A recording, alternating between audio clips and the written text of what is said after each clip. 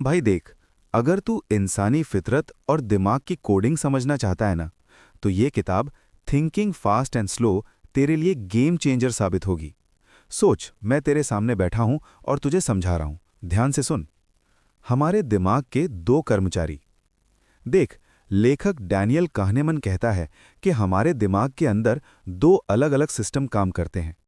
इन्हें तू दो अलग तरह के लोग समझ ले। एक, सिस्टम वन यानी ऑटो पायलट या तेज दिमाग। ये वाला हिस्सा सुपर फास्ट है। ये बिना सोचे समझे तुरंत काम करता है। मिसाल के तौर पर, जब कोई तुझसे पूछे 2+2 कितना होता है, तो तू बिना सोचे 4 बोलता है। या जब तू गुस्से में किसी पर चिल्लाता है, तो वो सिस्टम वन होता है। ये हमारी अंतरात्मा यानी इंट्यूशन और पुरानी आदतों पर चलता है। दो, सिस्टम टू यानी सोच विचार वाला या मैनुअल दिमाग। ये बहुत धीमा है, लेकिन बहुत समझदार है। ये तब जागता है जब हमें गणित हल करना हो या कोई बहुत गहरा फैसला लेना हो।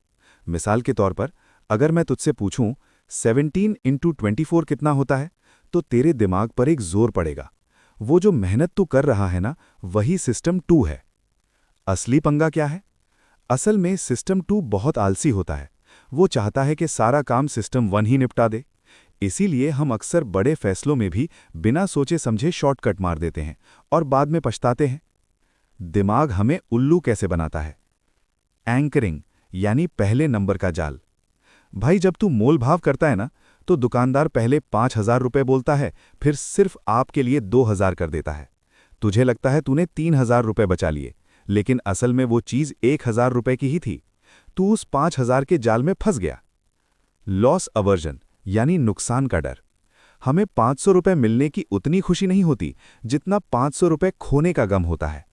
इस डर की वजह से हम नए रिस्क नहीं लेते और वही पुरानी गलतियां दोहराते रहते हैं। हेलो इफेक्ट यानी चमक दमक का धोखा।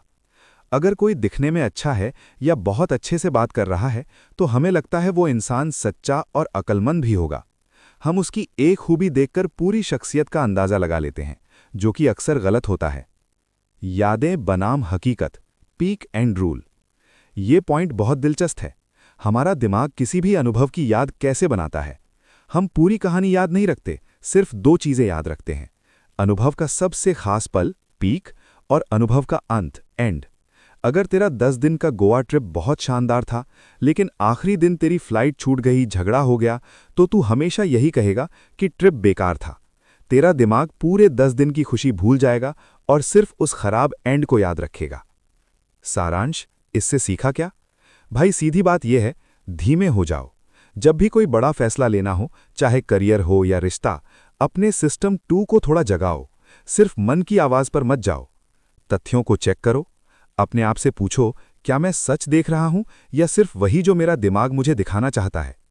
अंत को अच्छा रखो। किसी भी काम का अंत अच्छा करने की कोशिश करो, क्योंकि लोग वही याद